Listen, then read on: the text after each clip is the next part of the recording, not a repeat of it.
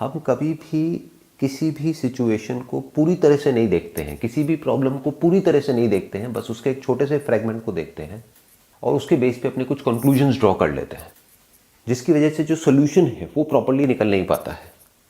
तो आज हम कोशिश करेंगे ये जो प्रॉब्लम है जिसको कोरोना वायरस कहते हैं, इसको पूरी तरह से देखने की, क्योंकि तभी हम इसका एक प्रॉपर सोल्यूशन निकाल सकते हैं। आज की डेट में अगर बात करी जाए इस प्रॉब्लम की, तो सिचुएशन ये है कि 80,000 से ऊपर केसेस हो गए हैं और नियर अबाउट 2,500 से ज़्यादा डेथ्स हो चुकी हैं। और जहां 10 दिन पहले तक सिर्फ 2,000 केसेस पर डे की एवरेज आ रही थी, आज की डेट में वो बढ़ करके 4,000 केसेस पर डे की एवरेज हो चुकी है।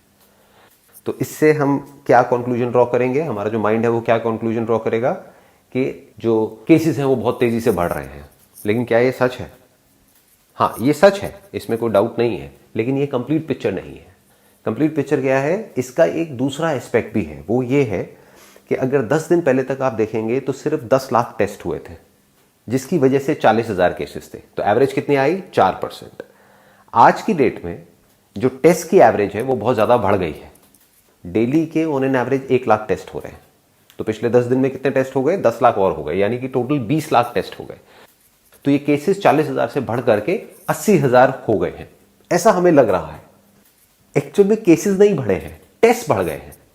यानी कि अगर टेस्ट को और बढ़ा दिया जाए तो हमें लगेगा कि केसेस और बढ़ गए हैं, और अगर टेस्ट को कम कर दिया जाए तो केसेस कम हो जाएंगे।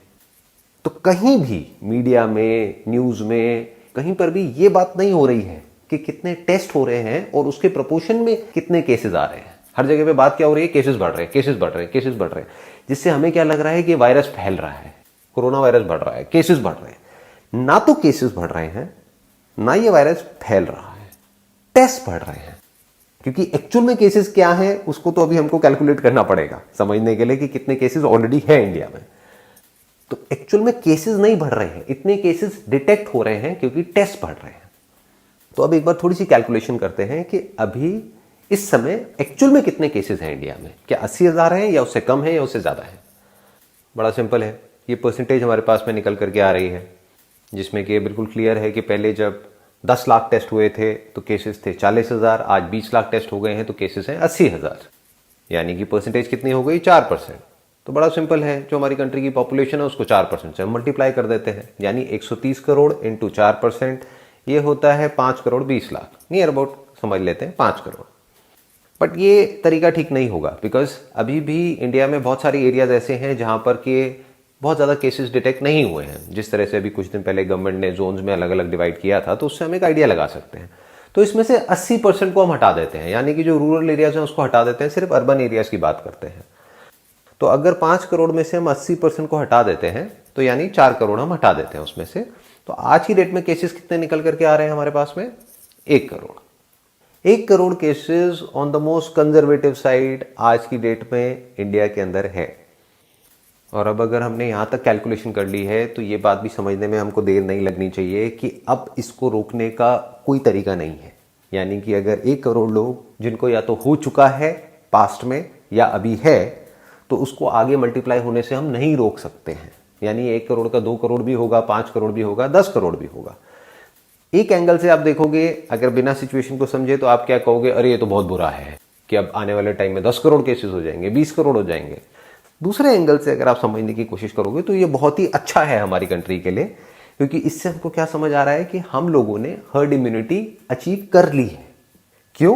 क्योंकि डेथ रेट बहुत कम है। इनफैक्ट अगर आप पूरे वर्ल्ड में देखोगे तो सबसे कम डेथ रेट इंडिया में है। तो ये हमारे लिए बुरा नहीं है, हमारे लिए अच्छा है, क्योंकि ये जो प्रॉब्लम है जिसको कोरोना वायरस बोलते हैं, इसका सिर्फ एक ही सोल्यूशन है, वो है हर्ड इम्यूनिटी, ना कि लॉकडाउन। क्योंकि लॉकडाउन आप कब तक कर सकते हो? घर में कब तक बैठे रहोगे? कभी तो बाहर निकलोगे, और जब बाहर निकलोगे तो वायरस तो वहीं का वहीं है, ये तो कहीं जाने वाला है नहीं। हर्ड इम्यूनिटी का मतलब ये होता है, अगर ज्यादा से ज्यादा लोगों को ये वायरस हो जाता है और उनके अंदर एंटीबॉडीज डेवलप हो जाती हैं इस वायरस से लड़ने के लिए, तो इसका जो स्प्रेड है वो बहुत ही स्लो डाउन हो जाता है। Just to give you an idea, अगर ये वायरस नहीं भी होता तब भी हर महीने इंडिया में ऑन एन एवरेज 6 लाख से ज्यादा डेथ्स होती हैं अलग अलग बीमारियों की वजह से। हाँ, उसमें ट्रिगर कोई और होता है, कोरोना वायरस नहीं होता, कोई और होता है, कोई और इन्फेक्शन होता है जिसकी वजह से कोई और बीमारी ट्रिगर हो जाती है जो ऑलरेडी किसी न किसी के अंदर होती है। और ये हमारे जो स्टैटिस्टिक्स है, जो डेटा है, वो क्लियरली हमको दिखा रहा है कि ये जो डेथ्स हुई हैं, इसमें से ज़्यादातर डेथ्स वो हैं जो 60 साल से ऊपर हैं। और सिर्फ इतना ही नहीं, वो भी लोग वो हैं जिनके अंदर ऑलरेडी कोई ना कोई बीमारियां पहले से थी। तो इसने सिर्फ ट्रिगर करने का काम किया है, इसकी वजह से डेथ नहीं हुई है। और वो ट्रिगर जरूरी नहीं है कोरोना वायरस की वजह से हो, वो नॉर्मल वायरल इन्फेक्शन की वजह से भी ट्रिगर हो सकता है। तो अब सवाल ये उठता है यहाँ पर कि इंडिया में इतना कम डेथ रेट क्यों है, उसके पीछे क्या रीज़न है। उसके पीछे कई रीजंस हैं, लेकिन उसमें सबसे बड़ा रीज़न ये है कि हमारे यहाँ की जो पॉपुलेशन है वो यंग है, यानी कि 90% से ज़्यादा जो पॉपुलेशन है उनकी एज 60 साल से कम है।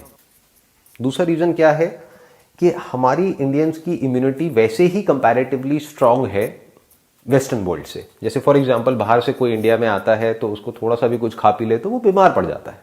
हम लोग अपना चलते रहते हैं, यहाँ पे हमको कोई दिक्कत नहीं है, क्योंकि यहाँ पे ऑलरेडी जो इन्फेक्शंस हैं और अलग अलग तरह के वायरसेस हैं वो बहुत ज़्यादा हैं। तो हमारी बॉडी ऑलरेडी इम्यून है बहुत तरह के वायरसेस के लिए, बहुत तरह के बैक्टीरियाज के लिए। तो this could be another reason. लेकिन रीज़न चाहे कोई भी हो, चाहे वो साइंटिफिकली प्रूवन है या नहीं है, जो हमारे नंबर्स हैं वो हमको क्लियरली ये बता रहे हैं कि इंडिया में डेथ रेट सबसे कम है पूरे वर्ल्ड में। इसका मतलब क्या है कि हम हर्ड इम्यूनिटी को बड़े आराम से अचीव कर सकते हैं, प्रैक्टिकली अचीव कर सकते हैं, बिना हमारा जो पूरा का पूरा जो मेडिकल सिस्टम है उसके ऊपर प्रेशर डालें। तो मेरा हम्बल सजेशन ये है गवर्नमेंट ऑफ इंडिया को कि अब आप इस लॉकडाउन वाले माइंडसेट से बाहर निकल करके हर्ड इम्यूनिटी के बारे में सोचिए, क्योंकि वो ही परमानेंट सॉल्यूशन है इस प्रॉब्लम का। Thank you so much for your time.